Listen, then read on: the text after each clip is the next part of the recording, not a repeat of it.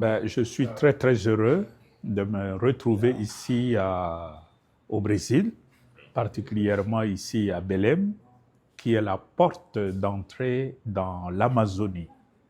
Comme vous le savez, moi je viens aussi de la forêt équatoriale, le bassin du Congo, et la question de la protection de la nature, la question de la lutte contre les changements climatiques a toujours été une passion chez moi, au même titre que la question de la justice sociale et le souci de pauvres et de plus petits. Mais cela me vient justement de notre Père fondateur, notre Saint François d'Assise, Poverello. C'est le charisme qu'il nous a laissé. Nous ne pouvons pas nous dire franciscains, capucins, sans être en même temps très ouverts à ces questions de justice sociale, à ces questions de la protection de la nature, le souci de la lutte contre les changements climatiques. Depuis le pontificat de François, qui a justement pris le nom du Poverello, je me sens vraiment au cœur de l'Église pour tous ces genres de questions. Et cette initiative de mettre sur la première ligne la question de l'environnement, je dirais la protection de notre sœur, la Terre, ça vient du pape François. Alors, en venant ici, moi je suis venu avec cette passion pour la protection de notre continent, de notre planète, la Terre, parce que si nous ne le faisons pas, nous prenons la grande responsabilité de laisser aux générations qui viendront après nous une planète qui ne sera plus habitable. Et je suis le premier témoin de cette réalité, parce qu'aujourd'hui, la question des changements climatiques, je suis étonné que certaines personnes, même des grands responsables du monde, doutent, ont une sorte de refus absolu de cette réalité, ce qui est une grosse erreur.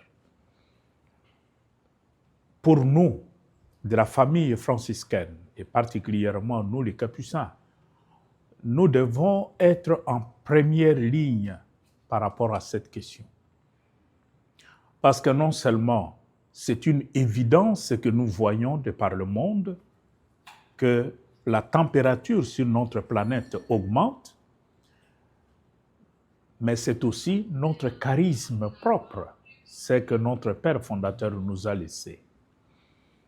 En venant ici, je suis très heureux d'avoir rencontré autant de personnes venues du monde entier et qui partagent le même souci que nous.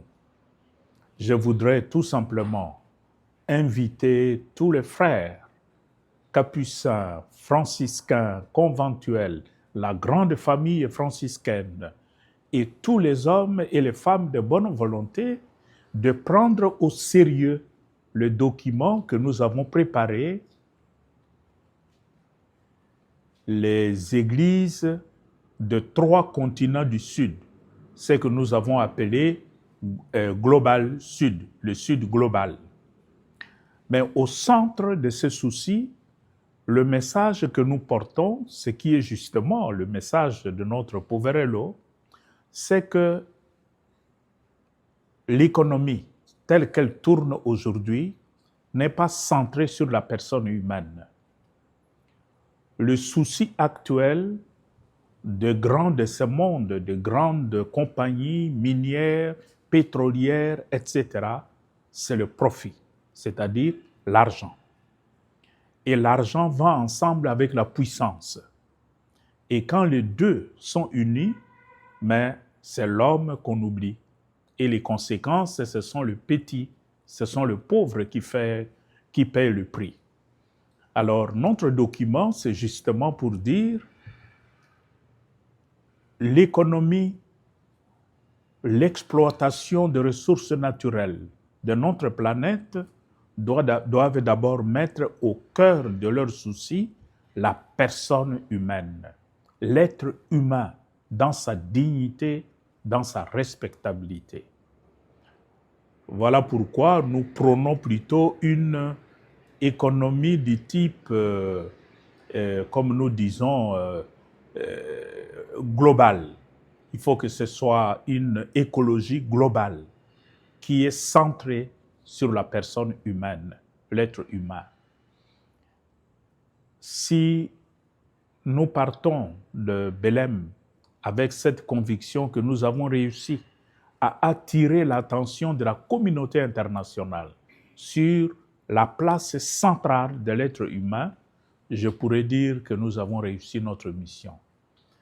Mon invitation, ce sera surtout aux frères pour que nous soyons des missionnaires de cette bonne nouvelle qui consiste à placer l'homme, la personne humaine et sa dignité au cœur de nos soucis dans la lutte contre les changements climatiques.